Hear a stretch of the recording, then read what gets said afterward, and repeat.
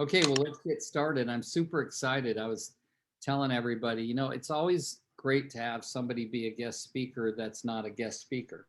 And what I mean by that is, you know, Vanessa's been on this call lots and lots and lots of times for herself, for her team. And and here comes one of people from her team getting on.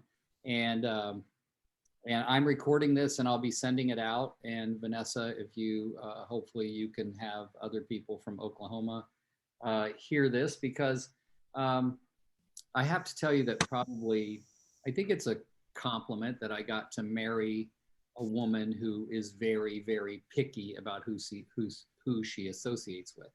And many, many, many years ago, when I met Vanessa, she was in a class that I was doing in Oklahoma on business planning.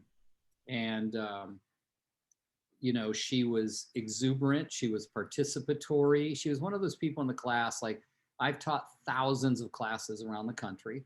And I like to say that in most classes, I end up being friends with one person from the class. From that class, I ended up being friends with 3 or 4, but Vanessa's the only one that stayed in contact with me as much as I stayed in contact with her. In other words, you like to have somebody reach out to you just as much as you reach out to them. In other words, that it didn't feel one-sided. And the reason I say that is that she was very anxious. How do you do that? Why did you say that? What's behind that? Da, da, da, da, da, da. But she also had an underlying lack of confidence. I'm admitting it right here. And I think are you nodding? You're way far away, so I couldn't tell if you were nodding. But yeah. Well, and I was trying to get you on my computer, but my computer is acting funny. Sorry. But when she started doing things, then we started talking about building leverage, and she started selling more houses, and then she was overworked, and she said, okay, I'll add team members, and then she took off. Right? Like, it went where we were talking a couple times a month to didn't hear from her from 2 or 3 months. And then she'd called me and she'd sold like 20 more houses. I'm like, who are you? And where's Vanessa? And we became friends over the years, and we never went probably more than 4 or 5 months ever in our time knowing each other where we didn't talk. And sometimes it was just BS about family or life, and sometimes it was about business. And then I've had the opportunity over the last year to really watch her closely, and her production has skyrocketed even more, but her implementation has been amazing. And at the same time, she's, got a husband and a son, and her husband was a former professional athlete, and her son is definitely on track to be a professional athlete. And so I'm going to let her talk to you a little bit about that. But Vanessa, first, talk to us a little bit about your past before real estate and how you got started in it, and some of the challenges about getting into real estate. So I got into real estate in 2005 when my son was going to school and my husband had retired in the NFL. I didn't feel a huge amount of pressure to be the breadwinner at that point, but I knew that I needed to do more than social work. So once I did that, once I kind of said, hey, let me throw my hand in the game. Let me see if we can win our money back in real estate. Let me just try it. And he was like, absolutely. And then I caught the bug. I really was doing it just to supplement our income. And if I liked it, I did, I thought it was sales and didn't realize how much relationship it was. I had only one family in Oklahoma that I knew, but I knew that I was a hard worker and hard work never scared me. So I did open houses for 2 years, Saturday and Sunday, religiously. I didn't miss one, and I built my business off of it. And then I understood, yes, that it was just me taking efforts and doing, let's just nose to the ground. I can remember. Were you being mentored, or were you just kind of jumping in on it on your own? I was at the time I was at Keller Williams, and they, I followed the model. I had implemented I was using, what was that? Top Producer. I was using Top Producer, and I didn't sell a house for 6 months. And then the following 6 months, I sold 26. It was just totally following the book. the 33 touch and going through, and I was pretty methodical about building the relationship. But that's how it all started for me. You are correct where I was coming from, low confidence, is because I never really understood that it was never really my efforts. It was my knowledge and my authenticity that people were attracted to. And I was always trying instead of just being me and doing the right thing and people just trusting me. So I was pushing it a lot.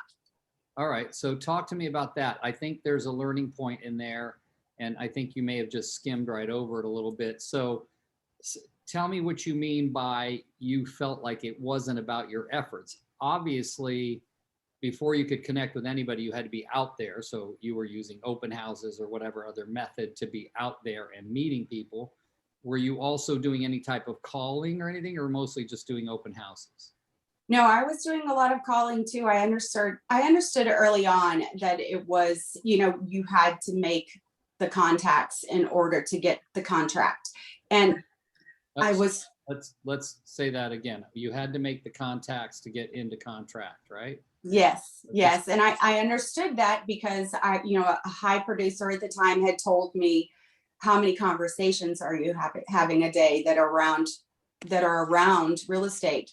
So your goal is to be the person who everybody thinks about when they talk about real estate. And I was thinking, oh, this person is like not who I am. So I need to really focus on going towards what they're saying, going towards getting the goal across.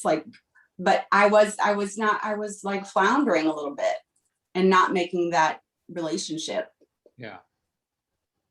But I knew very early on that it had to be a purposeful, meaningful conversation that came back to real estate. Right. And so when you said, the one thing I might want to challenge you on a little bit, I think that your efforts were important. I always tell people that activities trump results all days. In other words, if you end up focusing on results, then you won't do the activities. But if you keep doing the activities, the results will come. And you were being very consistent about doing the activities.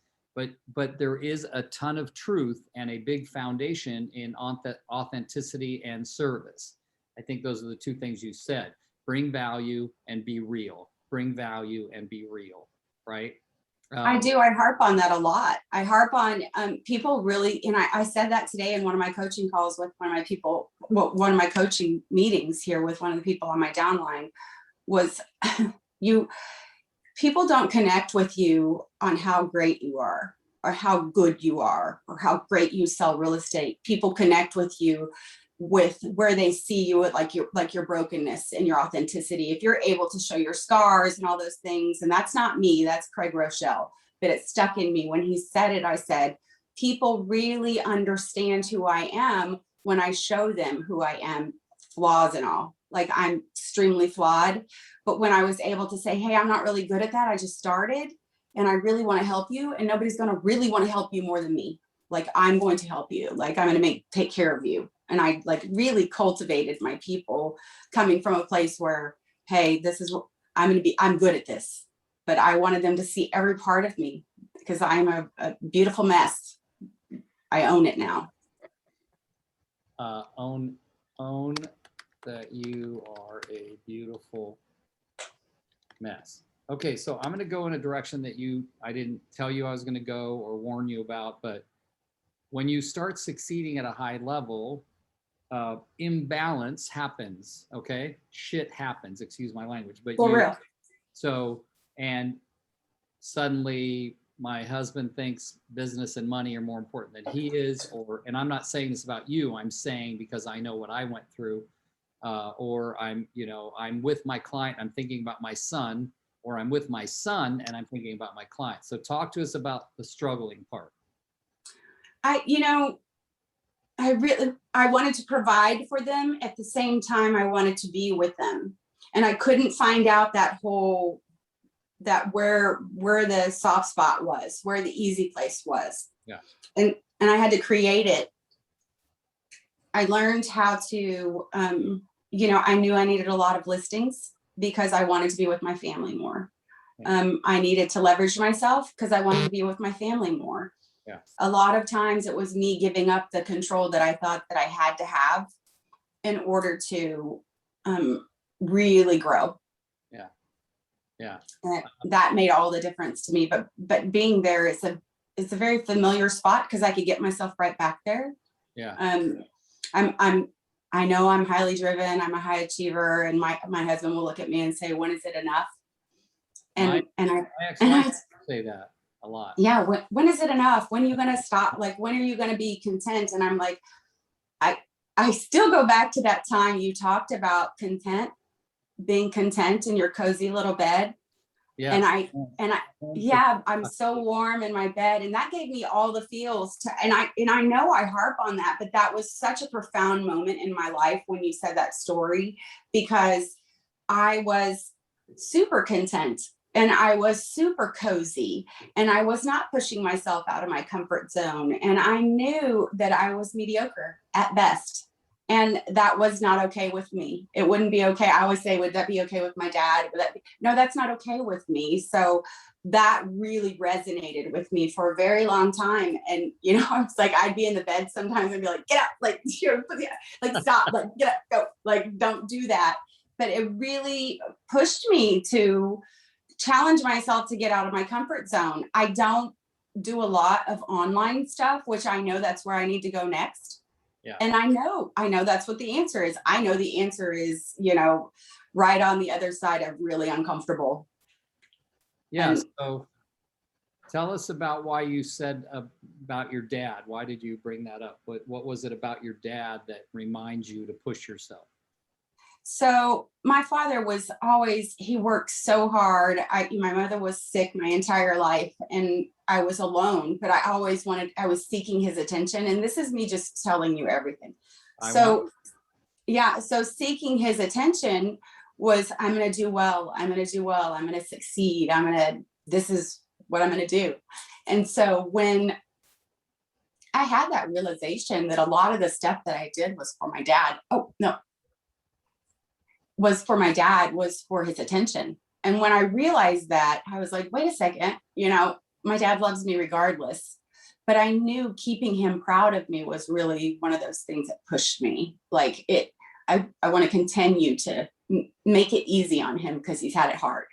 Yeah. So I know that makes me emotional, but Yeah. Well, that's my next question was going to say, look back over, you know, at least, you know, you got in 05 and I met you in 09 and you were floundering. Okay. mhm. And I was floundering a bit myself in 09, but I wasn't going to let you see it because I was leading the class. But I was very confident about what I knew would work when I was talking to you. And we've had a few times on the phone, Vanessa, in our 12 or 13 years that I've cried on the phone and Mhm. you have cried on the phone. And a lot of times that you've cried, um, it's been about where you were, where you are now, and how do you come to terms with when's the right time, you know, when, not so much when's enough, it's not, because I know that you know my story about being completely broke and never wanting to go back there. But it's about, obviously, if we want to retire, we want to retain a certain lifestyle. So, you know, I always love when I call you, that board is on the wall behind you. And I know you have another board out of sight of the picture that's filled up with houses being sold and listed. And so talk to us a little bit about the times that have made you cry and how they've made you grow stronger and smarter as a result of having the emotion behind this business. So how much time do we have? I know we're just like literally at 12. I could talk all day. No, we've got time. I want to hear a little bit about, you just started to be emotional about your dad, but I'm sure there's times that you um, that you get emotional about where you are, and even like, you know, like Cheryl, Heather, Kobe, the people that I am friends with or that I know that you've surrounded yourself with that see you bigger than you see yourself and you see them bigger than they see themselves. Um, is themselves a word appropriate? Anyway, Yeah.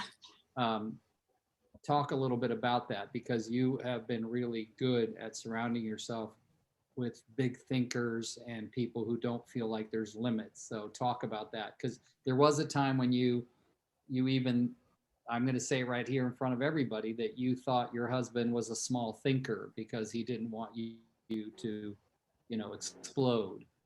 Mhm. And I know you've taken great care of that and continue to have a great relationship with him. So talk about that. What my family is foremost the most, and if they don't feel like they're the most important thing to me, then I've failed in my mission here. And so my family, whenever I see them feeling secondary to what I'm doing, I really do pull back and try and let them know that this is, I do this for them. Like it's not, it can't be about me. If this is about me, it wouldn't be worth it. And and I know there's a lot of hours where I'm not at home, but I'm pulling my son in the business so I can be closer to him. But I mean, I want him to do what he wants to do. And so I know it's not about that. But when I kind of let go of the reins, because every day I kind of give it up to God and just say, hey, bring me who you want me to help and remove all the obstacles. It's a very simple prayer, but Yeah. it's worked.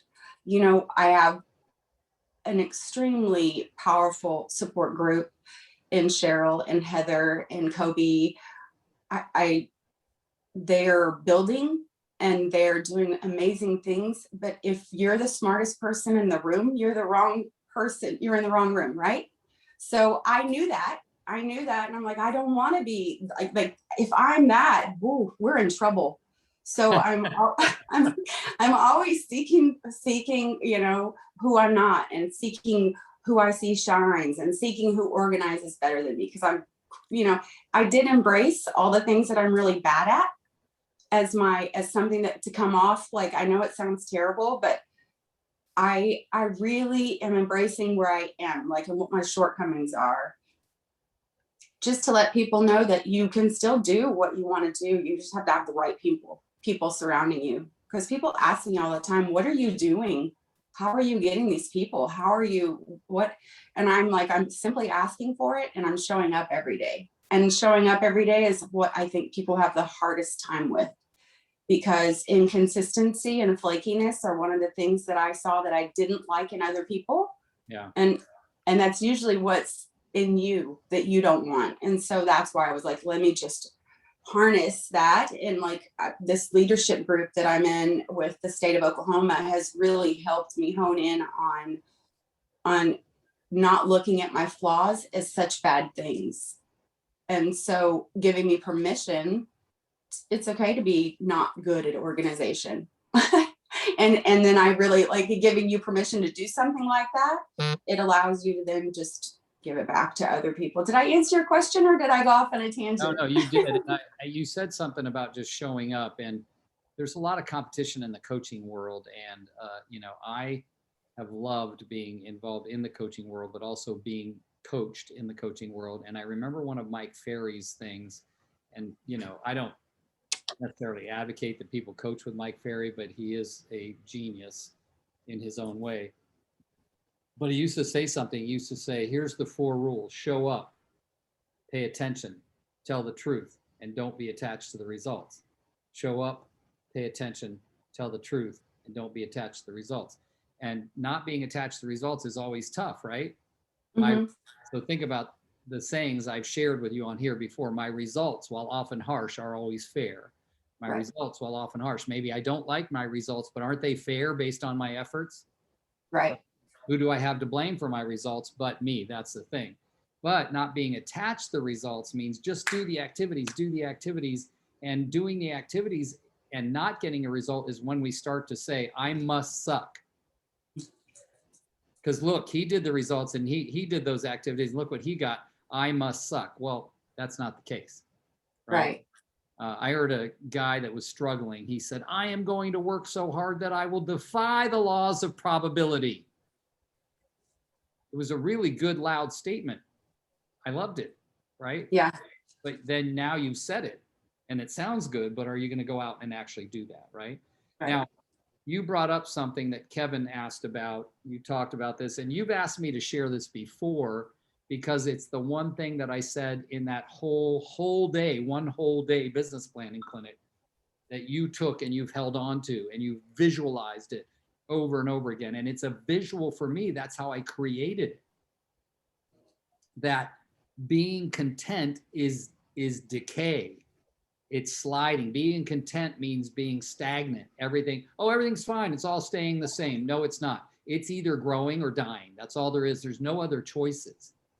And so what I was telling Vanessa and that whole classroom, but Vanessa's obviously the one who did the most with it, was that mediocrity is like you getting into bed at night. It's a warm, beautiful summer evening and you lift up the window so that the nice little breeze comes through the night. So, and then you get all snuggled up in your bed and you're smiling because this is comfort at an extreme level.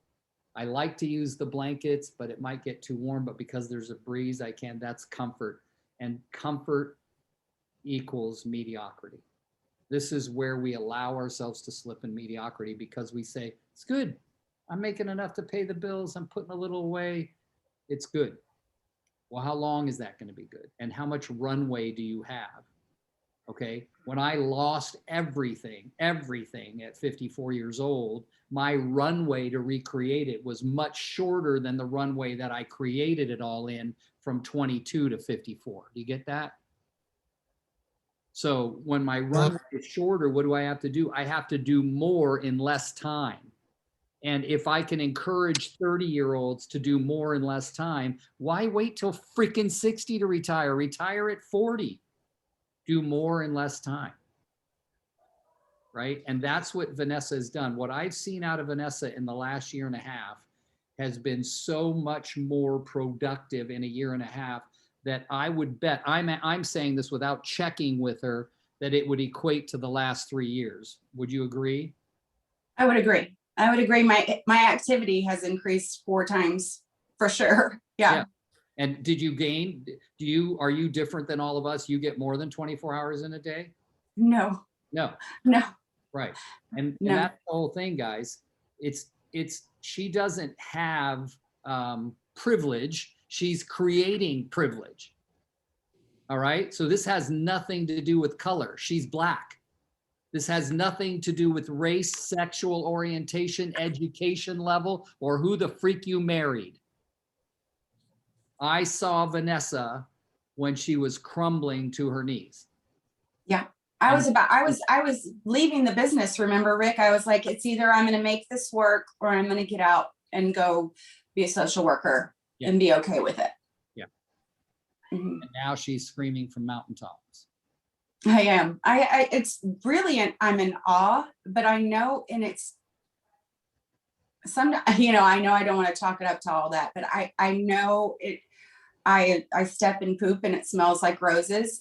That's been the story of my life. And I said it in a really nice way, but it is. And here's the thing that I got with that when because I used to say it way back in the day.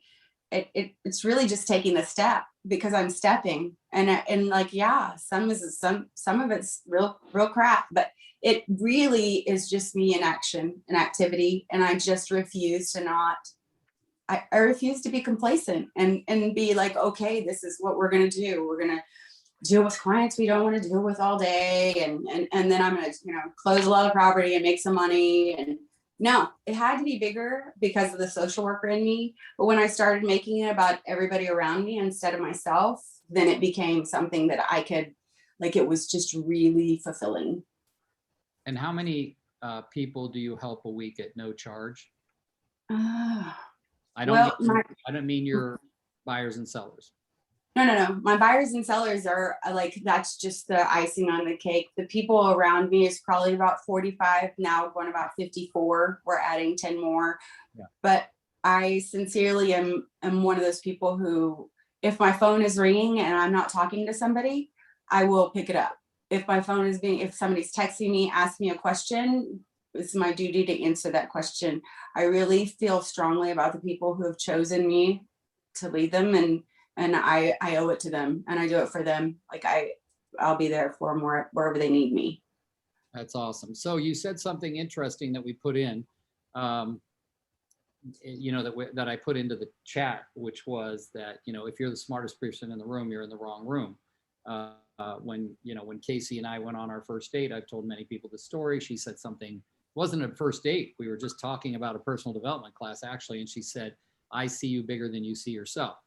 And that kind of goes along with if you're the smartest person in the room, you're in the wrong room. In other words, it's about surrounding yourself with people who are always going to challenge you and see you capable of more, right? Mm-hmm. I love that Patrice is on here. Patrice is one of my favorite people. We have been friends for 1.5 years, almost 2 years, and we've never met in person ever. Wow. Okay, we've closed transactions together. We work buyers together, and we've never met in person. I get emotional when I think about how learning based she is, right? But the reason I say that is that I wanted to be the guy that saw Patrice bigger than Patrice saw Patrice, right? And I want to be that someone else. I want someone else to see me bigger, right? Which is obviously I married up. She tends to look at me and say, you're capable of more, those kinds of things, right? So I would challenge everybody here to do a little bit of what Vanessa's done, right? Vanessa and I never had a financial tie. This is a big deal. Vanessa never hired me to be a coach. She never paid me a penny, ever. I never paid Vanessa a penny for anything. And our lives couldn't be more fulfilled as we've stayed in touch. It's just a random God thing, right? I met Vanessa. Yeah. She could have just been another girl in one of the over 100,000 agents I've spoken to. Right. But she didn't. She became a very close, dear friend. And I've learned so many amazing lessons about family, about priorities, about commitment, about hard work because of my conversations with Vanessa. Vanessa has no idea that in early 2010, I was on a phone call with her from my home in Martinez, California, and everything was crumbling around me. And it was her words that allowed me to go on that day. I didn't know that. What did I say? It wasn't what you said to me, it was what you said about what was going on for you. And I realized that, man, this is a girl that I've helped for the last 2 years. And look what she's telling me now. And why aren't I doing what I told her to do? So, yeah, I remember because I remember that conversation because I couldn't believe you. And I know it's been your voice I've heard a lot. And people were like, I need to hear him speak. I need to hear him speak. And I was like, it was the right time, the right place, the right everything, but you never know. And I knew that it was that what you were doing with me was you were helping me tremendously more than in life than you were in business. Cause I can remember those conversations where I'm like, I was just giving it all away. And you gave me really great advice about money and why don't you feel worthy of having money? And those were those things that gave me permission to then go okay, you're right. It is permission and I shouldn't feel bad about it. A little Catholic girl in me wanted to give it all away and feel guilty about it. And I was like, okay, then I just use it to help people. So, it was conversations that we had that were not based on anything other than how can I help you? Yeah. And you picked up the phone. And it's something that simple that has blossomed into this. And, Casey's a bonus because she is so amazing. And what I knew that I would somehow be tied to in business, never knew that it would be in this way, never knew how it was going to come. I didn't even know EXP existed. But when the opportunity came, you were the only one because we had built the relationship. Yeah. Other people had talked to me about it. I can remember, but it was the relationship that made it so powerful. Yeah. That's a no-brainer. Yeah. Heather's making me hungry. I'm just saying. She eating? I can't see anything. I've got us on we're just looking at each other. He's having a delicious salad, so I'm envious. All right. So I want to make sure that people got value. The one thing I noticed, Kevin and Ram and I are the only men on this call, which is unusual. Usually there's a lot more men. I don't see anybody else that's a man on Hey, here. Larry's on. I'm here. Larry's on. Oh, good. We got Larry. Good. There's four. Yeah, I'm in the background here. Yeah. Yeah, all right, good, Larry. Thank you. But the reason I say that is sometimes a woman's message is more more strongly received by another woman. But in this case, obviously, I know that Kevin and I and Larry and Ram are very honored to be hearing all of this, and that we will take something away from this. But you had a lot of good quotes in here, and I hope you guys will click on those three little dots to the right of the chat there. When you go into the chat, over there on the right, there's three little dots. And if you click on one of them says copy the chat, because there's some, you have to make the contacts to get into contract. Let them see you, flaws and all. Own that you are a beautiful mess. If you're the smartest person in the room, you're in the wrong room. So all of those are really big lessons that she probably heard from someone else. And then for sure. just she took them and made them part of who she was. So there's a lot to be said about that. And on our team huddle today, we were talking about a friend of mine that I knew that was very successful in real estate. And he had a good smile, but he always had yellow teeth, and just a really authentic guy. And he succeeded highly in real estate. I think he retired back in 2005. And I knew him for years, right? I mean, 2005 was my 25th year in the industry. So it wasn't like it was a short amount of time, but he, I remember asking him one day, how'd you get into real estate, Ed? And, he didn't have the best vocabulary. But every time he spoke, he smiled, and he was authentic and kind. And he said, well, Rick, one day I was laying floors in a house. He said, that's what I did for a living. I laid floors. He said, and I had those big old knee pads that I wore all the time because my knees were hurting me a lot from laying floors. And he said, and this guy came in and showed, was showing the house that I was laying a kitchen floor in. And he said, everything he said was horrible. He didn't sound real. He sounded fake. He sounded like he was selling used cars. And he said, and the people just were in awe of him. And I said, he said, the guy left and I was laying that floor. And he said, why the heck am I laying floors? If that guy can sell real estate and make big money, so can I. And he went on to be a very successful real estate agent, right? And his vocabulary wasn't that good, but he was kind and sincere and authentic. And he said, the only thing I do differently now, Rick, than when I laid floors is, he said, I spend more time during the day talking to people and I dress a little differently. And that was it. And he was just amazing. And I think about those things all the time. None of you on this call are any less than. You're all more than enough. So we can all incorporate what Vanessa said and become the biggest, best versions of ourselves. Kevin, go ahead, sir. Well, I just wanted to, kind of comment on when you were talking about sometimes, it's maybe a man wouldn't receive something like that from a woman. I just want to say, in my personal journey that I've been in, that you know a lot of it right now, Rick, this last year and a half. What I've been learning is how to be authentic and open and real. And just to hear you, Vanessa, talk and be real and just be vulnerable to us is pretty powerful for me to hear right now. Because, when I started my journey, a year and a half ago, I thought I was the only one suffering, period. I was the only guy in the universe that has problems.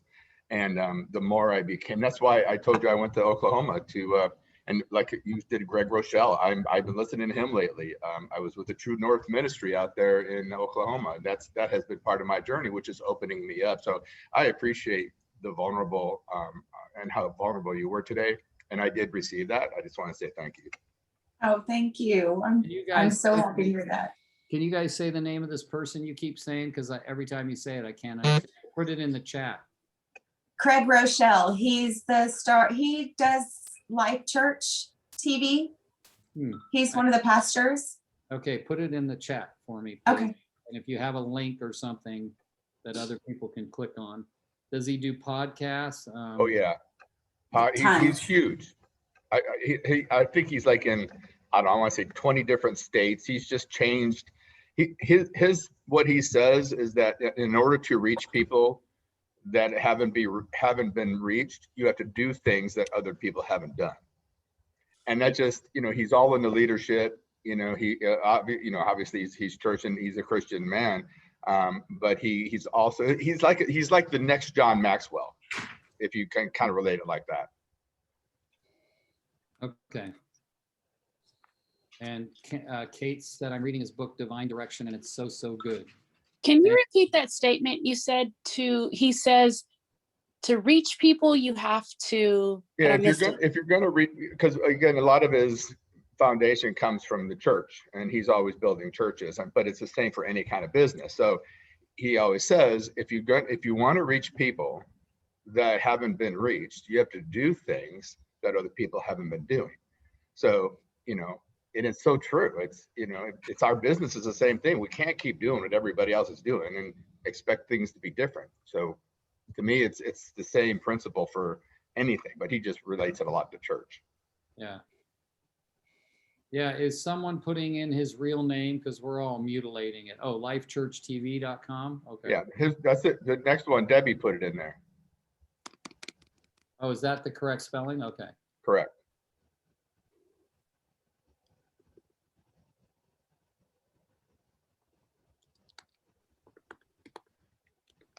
Okay, let's see if that will work. I did. Oh, sorry. I re-entered it to see if it would work. Growth. Link, and let's see. Yes, it works. Okay. If you click on that link, guys, that's in the chat, it'll take you to it, and it'll stay in your computer when you get off the call. Okay.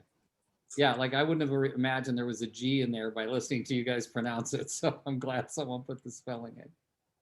Debbie, you're a sweetheart. And your hair looks very nice today. All right. Well, guys, Vanessa, I want to thank you, sweetheart, from the bottom of my heart for being an everyday part of my life. My wife, did you hear her? She's yelling. I love her. She thinks I'm trying to find my own Casey. Yeah, and she's definitely fine sharing with you, Vanessa. So anyway. Well, she's definitely taught me how important it is. I mean, she makes me a better wife, a better human. I mean, just the way that I wish I could effectively communicate the way that she communicates, but I know it comes from her heart. And so the words that she has told you have resonated with me, because I have tried to as well. I want people around me and that I can make them feel the way she's made me feel, seeing them bigger than I see themselves. Like I want them to have like a true cheerleader, somebody who like really puts their words behind their action. And she's and I do say that to you, and I don't mean it in a bad way, but she's an amazing human being. And she's taught me how to wife up. Like I need to up my game with my husband. I really do. I'm like, I need to build him the way, she's building all of us. And when you're around people who do that, I'm just grateful. I'm super grateful for her. Well, I will tell her that. I think she's hearing it, but she's in the back. So, all right. So does anybody have a comment that they'd rather say, versus put it in chat for Vanessa, or a question before I let you all go? Okay. Vanessa, I received 3 different text messages from people on here, not on chat, but on my phone, that have said, this is exactly what I needed to hear this morning. And this is what I say about that. My dad used to always say, when the student's ready, the teacher will appear. And that is so true, because it's really not about when the student is ready. It's that you being ready is calling out to the universe and to God, saying, send me a message that will help me at this point in my life. And that's what happens. And that's why you always have to keep yourself open. I always tell people, you've all heard me say it before, but you've got to wake up and decide that you're hungry, humble, smart, and coachable. And if you wake up every morning and decide that you're hungry, humble, smart, and coachable, you will receive miracles and you will receive lessons all day long. And they won't be you'll learn that they're not to you feel less than because you didn't know them. They're supposed to get you to feel like, oh my gosh, what's possible now that I know that. All right. So Vanessa, thank you for sharing from your heart, your sincerity, and you are just definitely a person that we all want to aspire to be more like. And I'm humbled. Thank you. you're welcome. All right, guys. I hope everybody has a great week. I am going to tell you this now, and I will put it in the email that we are not going to have a call next Friday because I want everybody to not think about anything but themselves for the 2nd, 3rd, 4th, and 5th. It'll be the first kind of 4-day weekend we've had in a long time. And I know a lot of people are going to work on Monday the 2nd, and even though the national holiday is Monday the 5th, they'll probably work that day too, but give yourself some grace, take good care of yourself, and we'll resume on July 9th, okay? Thank you so much. Bye. Uh,